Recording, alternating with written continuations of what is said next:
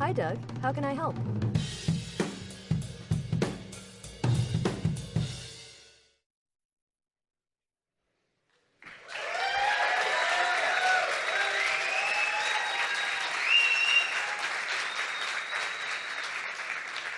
Good morning. Thank you for being here. We're being joined by many people at global launch events around the world, so welcome to all of them as well. We also have a live stream, and so a lot of folks are joining on the live stream, including Dinesh, I'm told. So welcome to everyone. This space used to be a power station for a chocolate factory in the 1900s. So we have transformed it pretty well, but I'm glad we have such a historic setting as we talk about what we are building for the future.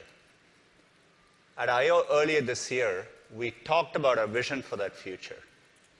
We're at a seminal moment in computing.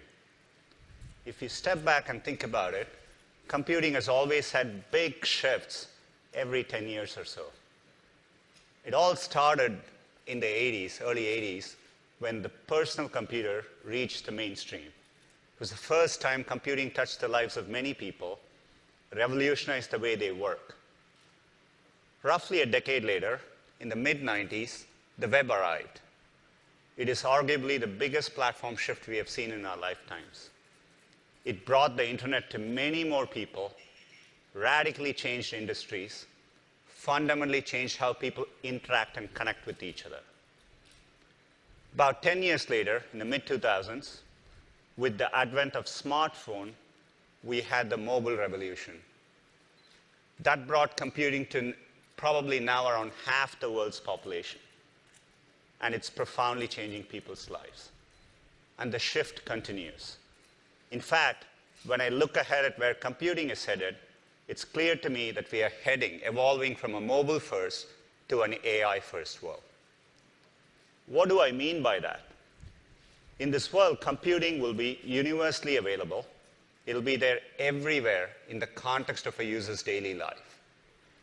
People will be able to interact with it naturally and seamlessly than ever before.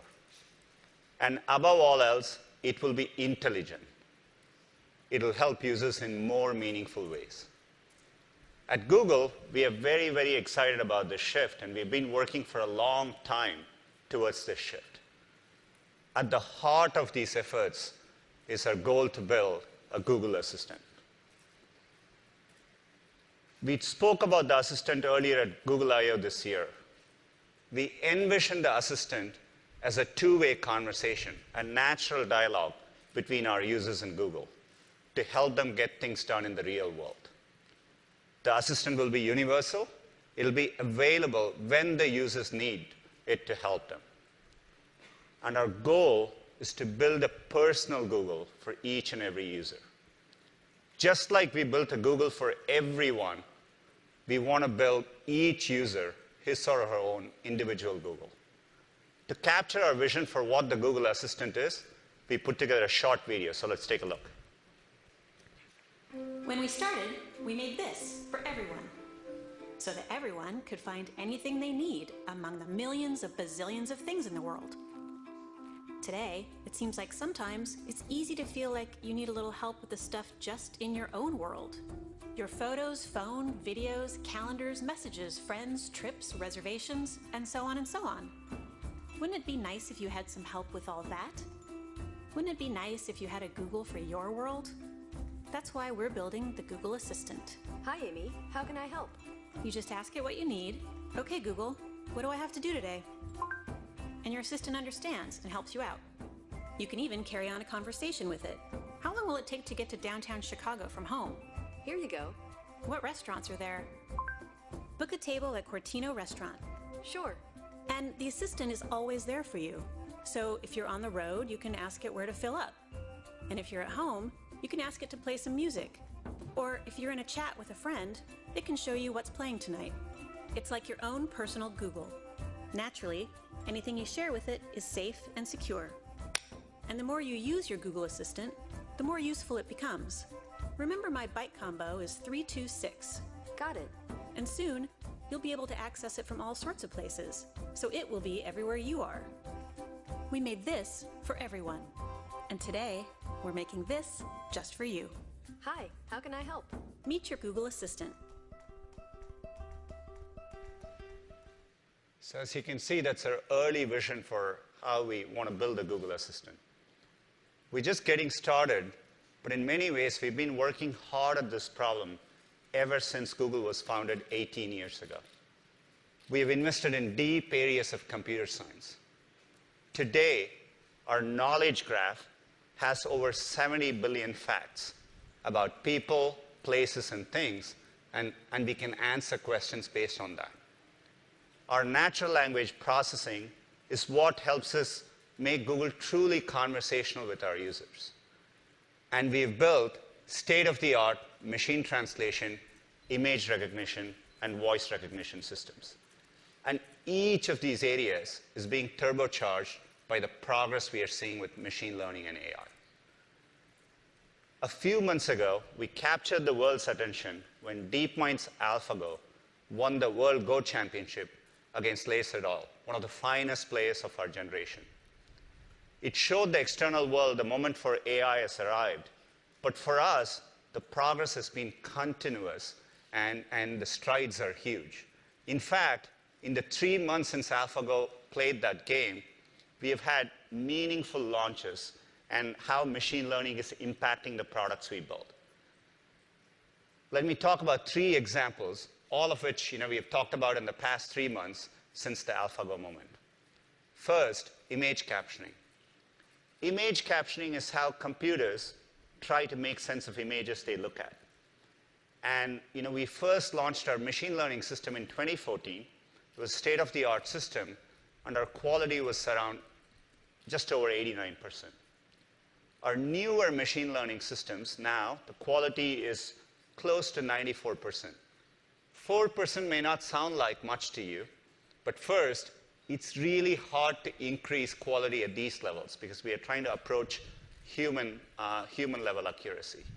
And second, every single percentage point translates into meaningful difference for our users. So for example, if you take a look at the picture behind me, about 2 years ago, we used to understand this picture as a train is sitting on the tracks. Now, we understand the colors, so we describe it as a blue and yellow train is traveling down the tracks. Or if you look at this picture, 2 years ago, we understood it as a brown bear is swimming in the water. Now, we can count, our computing systems can count, so we understand this as 2 brown bears sitting on top of rocks. Advances like this is what helps us, when you're in Google Photos, find the exact pictures you're looking for and be a better assistant to you. Another example, machine translation. We've been doing machine translation for a while. And historically, our systems are statistics-based, and we translate at a phrase-by-phrase level. So we translate individual phrases and combine them to form a translation. So if you look at this Chinese to English translation, you can see it makes sense, but it's not quite the way humans would translate it. Just recently, we announced our first end-to-end self-learning, deep learning machine translation systems. Rather than working at a phrase level, they take entire sentences and model sentences as outputs. And that's what you see in the middle. And you can see it is approaching human-level translation. You can look at this quantitatively, and we have a way to measure these things quantitatively. And if you look at our previous phrase-based system, it was quite far from the human system, and we closed a significant gap with our new machine learning systems. In fact, the progress for Chinese to English is so significant. Last week, we rolled it out in production, and so today, if you pick the Google Translate app, mobile app, and try to translate from Chinese to English, you're using our newer machine learning systems. And the progress has been amazing. We'll literally translate billions of queries over the coming year. This is what will help us if a user in Indonesia is using the Google Assistant. We can find the right answer, even if it doesn't exist in their local language, translate it on the fly, and get it to them. Another example, text-to-speech. Text-to-speech is what we call when computers read something aloud back to you. So when you ask Google a question, who is the Prime Minister of Canada, we understand the text, and try to make it as natural as possible for you. Justin Trudeau is the Prime Minister of Canada. So this is text-to-speech. The way we do it today, we get a speaker into our recording studios. We record them for thousands of hours. We make them say short phrases and then combine them to be as natural sounding as possible. Again, deep learning is showing the way. DeepMind just published a paper with a new technology called WaveNet. It's a deep learning model where rather than modeling phrases, they actually model the underlying raw audio waves to generate a much more natural sound. You can again see the WaveNet model is getting much closer to human speech. To me, the reason this gets exciting is today all we can do is a single voice for the assistant for all context. Doing this is what will enable us to have multiple voices, multiple personalities, get the assistant to differentiate between German and Swiss German, and one day even capture emotions when speaking to you. This is key to our vision for building an individual Google for each user.